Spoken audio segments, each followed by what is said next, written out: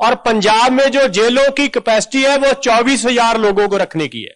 अगर अमेरिका की तर्ज पर देखें कि किसानों कैदियों से भी कम किसान रह जाएंगे तो 24,000 पंजाब की जेलों में रह सकते हैं, जो 10,99,000 किसानों परिवारों के पास जमीन है। इसका मतलब है कि 11.25 लाख के करीब किसान परिवारों की जमीन चली जाएगी अगर अमेरिका की तर्ज पर यह मॉडल हमारे लागू होगा। तो सेकेंड वर्ल्ड वॉर के बाद अमेरिका में जो एवरेज लैंड होल्डिंग थी वो 150 एकड़ थी, और हमारे यहां जो एवरेज है वो 3 एकड़ के कम है, 3 एकड़ से कम है। जो पहले आपने भी बोला और भी हमारे माननीय सांसदों ने बोला कि एक पहलवान के साथ एक बच्चे की कुश्ती कराने का जैसा ये मामला है।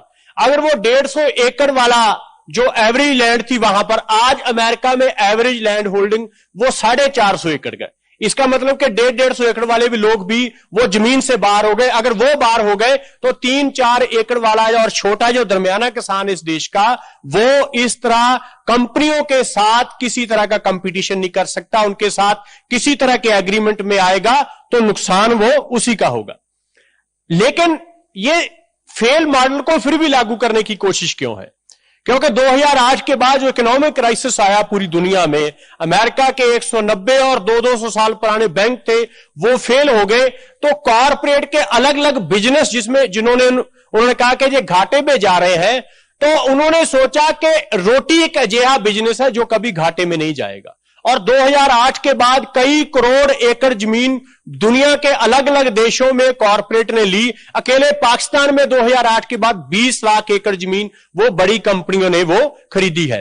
तो हमारा जो एरिया है, पंजाब है, हरियाणा है, पश्चिमी यूपी का, और हमारा इधर का गंगानगर का, हनुमानगढ़ का एरिया, जहां जो बड़ी फर्टाइल लैंड है, जहां खेती बड़ी वो डेवलप हो चुकी है। तो ये रिकॉर्ड है। पिछले दिन पीओयू के एक एग्रीकल्चर जो इकोनॉमिस्ट है, उनका एक आर्टिकल भी था एक पेपर में कि पूरी दुनिया में इतना जो ग्रेन है, जो फल है, सब्जी, वो कहीं भी किसी भी लैंड पर पैदा नहीं होता, वो जो इस क्षेत्र में होता है। तो जो बड़ी कंपनियां हैं उनकी जो नजर है इस जमीन पर, और उन्हीं को सर्व करने के लिए भारत की सरकार ने ये जो कृषि कानून है वो लाए हैं। जो कॉरपोरेट का मॉडल है पूरा, वो सिर्फ खेती बाड़ी में नहीं है, किसी भी क्षेत्र में है। वो छोटे और दरमियाने को बाहर निकालने का मामला है। चाहे वो परचून के क्षेत्र में वालमार्ट जैसे आते थे, आना चाहते हैं कि छोटे और दरमियाने व्यापारी को, दुकानदार को बाहर निकाल दिया जाए। और उसी तरह कॉरपोरेट जब खेती में आएगा, वो छोटे और दरमियाने किसान को भी जमीन से निकाल देगा। वो हैव्स और हैव्स नॉट का एक पूरा जो एक शार्प डिवीजन होती है क्लास में, उस तरह की करने की जो है वो कैपिटलिज्म का, जो कॉर्पोरेट खेती मॉडल का उनका आदेश है, उसी तरफ वो बढ़ रहे हैं। तो हमारा देश में जो कानून है ये सिर्फ किसानों के खिलाफ तो है ही। इस देश का जो कॉन्स्टिट्यूशन है, जैसे राज्यपाल साहब ने और हमारे जो माननीय सांसद है उन्होंने पहले बोला कि इस देश में जितना भी फेडरल स्ट्रक्चर है उस पर यह बहुत बड़ा हमला है। जो आरएसएस की पॉलिटिक्स है कि एक देश, एक भाषा, एक नेता, एक धर्म, एक कानून, एक मंडी, एक टैक्स, वो सभी को एक करने की जो उनकी आरएसएस की आइडियोलॉजी है और जो उनकी पावर्स को सेंट्रलाइजेशन करने की पॉलिटिक्स है, उसी तरफ ही ये बड़ा हुआ कानून है कि सबको एक कर देना है। इसलिए ये फेडरल स्ट्रक्चर पर भी हमला है और देश की जो अलग अलग धर्म के, अलग धर्म, जात किस्म के लोग हैं, उन पर भी ये बड़ा हमला आरएसएस ने इन कानूनों के तहत वो किया है।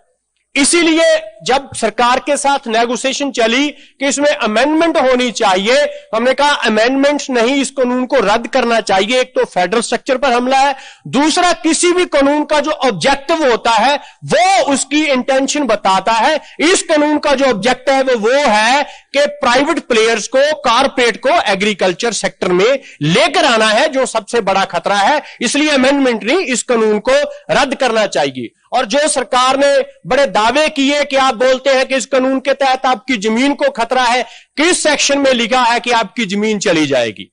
सेक्शन 8 और 9 जो है वो किसान की जमीन को खतरा है, और जो सेक्शन 15 कहता है कि सेक्शन 14 के तहत कोई रिकवरी किसान से नहीं की जाएगी, लेकिन वो सेक्शन 9 के बारे में बिल्कुल साइलेंट है, जिसके तहत हमारी जमीन को खतरा है। वो कानून खामोश है इस पर।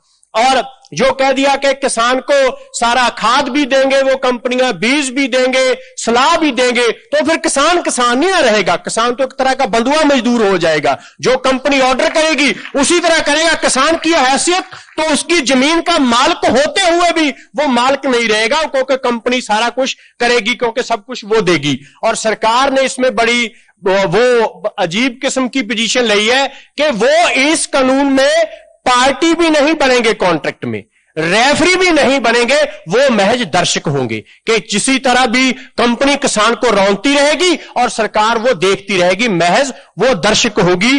और इसी तरह की जो क्वालिटी की कंडीशन है, क्वालिटी की कंडीशन जो इंडस्ट्री में चीजें पैदा होती है उस पर होती है। जो खुला, जिसकी जो निर्भरता कुदरत की मेहर पर है, कुदरत की करोपी पर है, उसकी क्वालिटी कैसे तय हो जाएगी। इसलिए इस तरह की सभी जो कंडीशंस हैं वो पूरी तरह किसान विरोधी है। और हम जो मांग करते हैं और इस बात से सभी जो सांसद हैं उनसे सहमत हैं कि आज इस सदन में इस कानून को वो रद्द किया जाना चाहिए। यह कानून किसानों के खिलाफ है और इस देश के कॉन्स्टिट्यूशन के खिलाफ है। बहुत बहुत धन्यवाद। बहुत बहुत धन्यवाद छाया मंत्रिमंडल के मंत्री महोदय।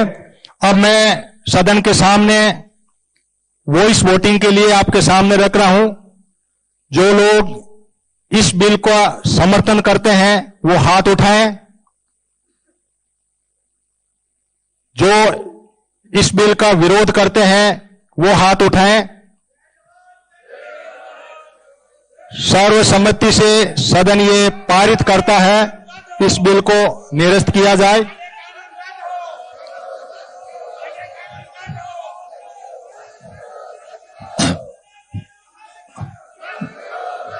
बहुत बहुत धन्यवाद आप सभी को।